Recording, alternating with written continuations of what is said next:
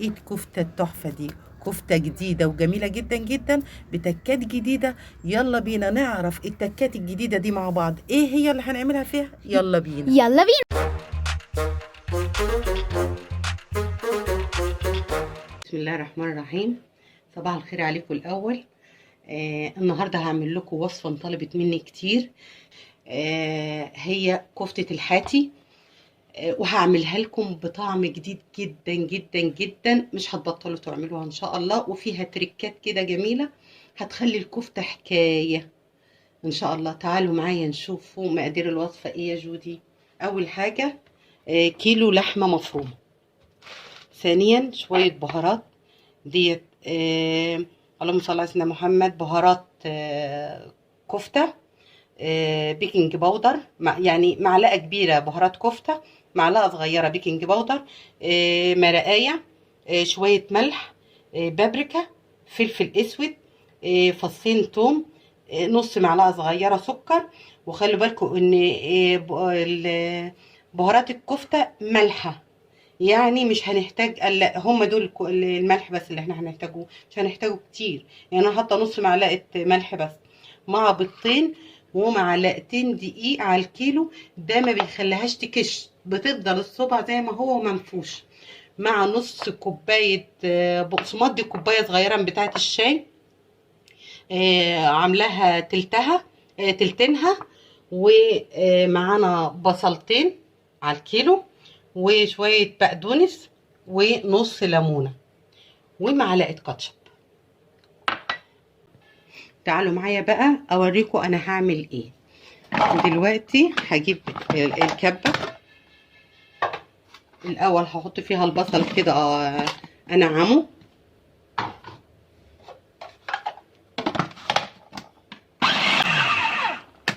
وهتلاحظوا حاجة، ان انا ما بشرتش البصلة، انا نعمتها بس زي ما انتم شايفين كده، ما فيهاش مية نازلة ولا اي حاجة، متنعمة خالص في الكبة.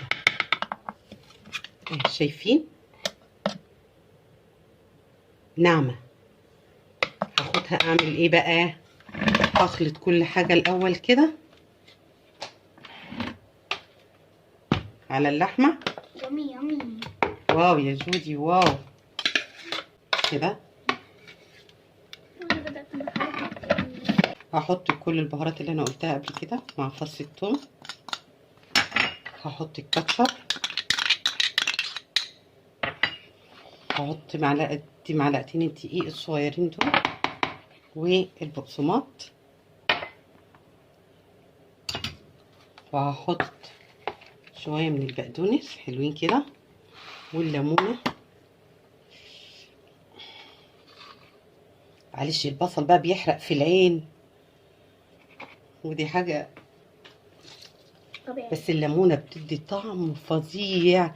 علشان لو حبيتي تعمليها بالليمونة او حد، الليمونة بتدي ايه، الليمونة بقى بتدي طعم الشوي مع الفحمة فظيعة، كأنك شاوية مشويات. هنعملها كده، هنقلبها كلها في بعضها كده. ده كيلو لحمة بكرر.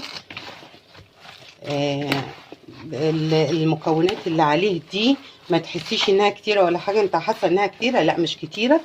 وعندي طريقة للتسوية جديدة جدا هتبهرك في طعمها وجمالها.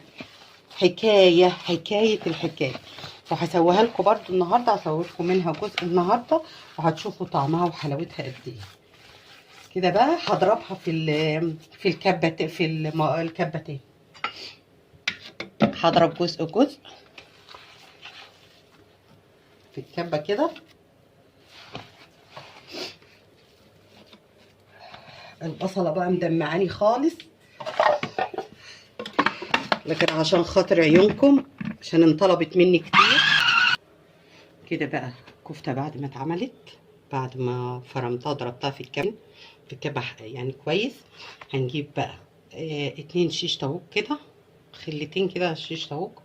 وهجيب الطبق اللي هشيله فيه واشيلها في الفريزر عشان افرزنها بقى واشيلها. يعني تعملي اي كمية انت عايزاها. اهي بحط الاسترتش كده، وجايبه حبه زيت، وهدهن صوابع زيت كده ادهن بيهم بس الخله، واخد بقى ايه حته اللحمه. انا بصراحه بحب اعمل الصبع كبير شويه، واقعد صبعي كده وابصمها بالزيت كده. شايفه عامله ازاي؟ شايفين عامله ازاي الكفتايه؟ ولو حابه تشويها على الفحم اقسم بالله تحفه تحفه تحفه. اهيت هتشوفوا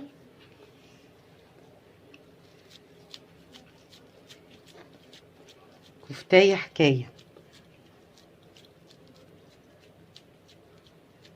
اهي يا حبيبتي كفته خيال. ولسه كمان اما تيجي تسويها بالطريقه اللي هسويها لكم بيها دلوقتي محدش عملها قبل كده. تسويه جديده زي ما انا معوداكم، بحط لكم تريكات. وحكايه الليمونه برضو محدش بيحطها، حاجه خيال الخيال زي ما انتم شايفين كده.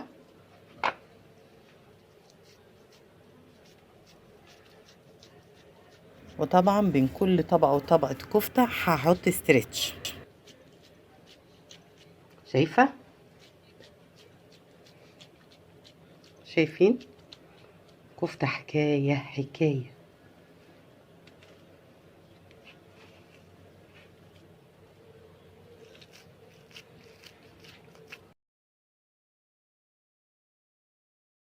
فانا حطيتها في الفريزر اتفرزنت شويه، وهعمل دلوقتي ايه. دي حطيت فيها معلقه زيت زي ما انتم شايفين كده. شايفين معلقه الزيت؟ معلقه زيت كبيره شويه كده، معلش هي مش باينه عشان وبقلبها في الجريلا كده كويس. نحطها بقى. يلا يا جودي نحط بقى الايه صوابع الكفته. انا بحب حاجتك قوي يا ماما. انا خايفه احطها خفيف. احنا هنسويها النهارده على الجريلا زي ما انتم شايفين كده. هي بنلعب بالطرق كده. عشان يا حبيبتي لسه محطوطه والزيت قلع. اه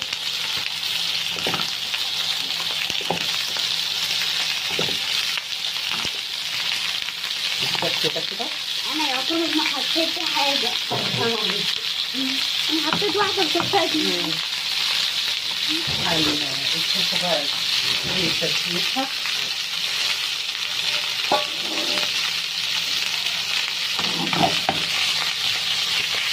كده بنغلفها بس، وانا بقلبها كده بتتغلف في الزيت. والله انتوا لو شامين ريحتها معايا رهيبه رهيبه فعلا. مش قادره، انا جعت مش قادره استوي. شايفين عامله ازاي؟ وهتشوفوا انا هسويها ازاي بطريقه ازاي. انا بس بحاول اسخنها كده على الجريل على البوتاجاز، ولا محتاجه فرن ولا اي حاجه. وبص الصبع عامل ازاي، زي ما هو زي ما انتم شايفين كده بالظبط. وبيطرف وما تيجي تقدميها للضيف تتشرفي بيها. شايفه الصبع؟ شايفاه مكشش. هتشوفوا طعمه بقى. وممكن تعمليها في الفرن حسب رغبتك، وبنفس التركيبه اللي انا هحطها دلوقتي وهتشوفيها. ممكن تحطيها وتسويها بيها في الفرن عادي. تحطها في الصينيه وتحطها بس تبصي تلاقيها اتغيرت كده بس في الفرن زي ما انتم شايفينها. حتى لونها اتغير اهو. كمان هنزل عليها بالمكون السحري نص كوبايه لبن حليب. شايفين؟ شايفين؟ يامي. شايفين؟ يام بتديلها ريحه وطعم تجنن. وشويه بقدونس. حط حبه بقدونس كمان يا توته. بص اللمسه السحريه.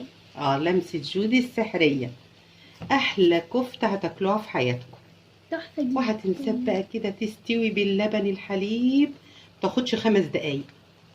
تكوني مجهزه معاها بقى المكرونه، عايزه تعمليها في سندوتشات اعملي، عايزه تغمسيها غمسي، براحتك خالص. يعني ممكن شايفين؟ مثلا اجيب شويه لبن احطه فوق. لا هو كده بس. يعني ما بتتقلبش حتى. لا خلاص بقى هتتقلب بعدين بقى وهي بتستوي كده. تتشرب بقى اللبن وتدوقوا احلى كفته في حياتكم. مش قادره طعمها يجنن، انا عايزه ادوق عايزه ادوق. اول ما يستوي على طول هتدوقي. انا بحب بقى يعني بحب اكلك قوي يا ماما. شايفين بتغلي معاها ازاي؟ والحمد لله ولا فكت ولا حاجه. وتقولوا مثلا اللبن هيفكها، يعملها بالعكس. اللبن بيديها طعم جميل خيال. وريحه بقى وايه والطعم بقى وايه. الواحد بيبقى اللزق اللي تحت عايز يشرب. السر في اكلتي بالقفاله لعباتك. قلب ماما انتي. وعايزاكم اي حد عايز اي وصفه يكتب لي في الكومنت، انا ان شاء الله هعملها له، واعملها له بتكه جديده تعجبكم وتبهركم ان شاء الله. وجربوا الكفته دي، اللي طلبها مني هيجربها، لان في كتير طلبوا مني كفته الحاتي اما نزلتها على الصفحه بتاعتي وقالوا لي عايزين طريقتها شكلها طريقتها ازاي. دي الطريقه الجديده، دي طريقه ما حدش عملها خالص، بتستوي باللبن. حكايه من الحكايات. انت لو كنت موجوده عندنا والله، او انت لو كنت موجوده عندنا كنت هتشمي الريحه اللي هو انا مش هاكل اي حاجه غير في حياتي غير من الاكل ده. يا راح قلب ماما انت. الريحه انا بعمل كل حاجه حلوه عشان خاطر عيونكم انتوا. الريحه تحفه. انا شايفه عامله ازاي؟ ماما انا نفسي هتشوفيها بقى بعد ما تستوي وتتشرب. وبعدين قلبتها كمان مره، قربت تتشرب خالص اهو. هتشوفها. والله يا روح. شكرا يا ماما. شايفين بقى؟ شايفين الكفته؟ انا مش قادره. شايفين جمالها مغلفه ازاي باللبن؟ طعم خيالي. واعمل لكم كفته بطريقه تانية كمان. دي طريقه كفته جديده. هوريكم بقى تسويه تانية خالص غير دي كمان. دي حكايه الحكايه. هنزلها في الطبق واوريها لكم في الطبق. احلى كفته حاتي هتاكلوها بطعم جديد. متنسونيش بقى في الدعم والشير والسبسكرايب. ما تنسوش بقى تدعمونا باللايك والشير والسبسكرايب. كانت معاكم وفاء عياد، نصر الاكل مع وفاء عياد. تعاونكم لينا بيفرحنا. باي.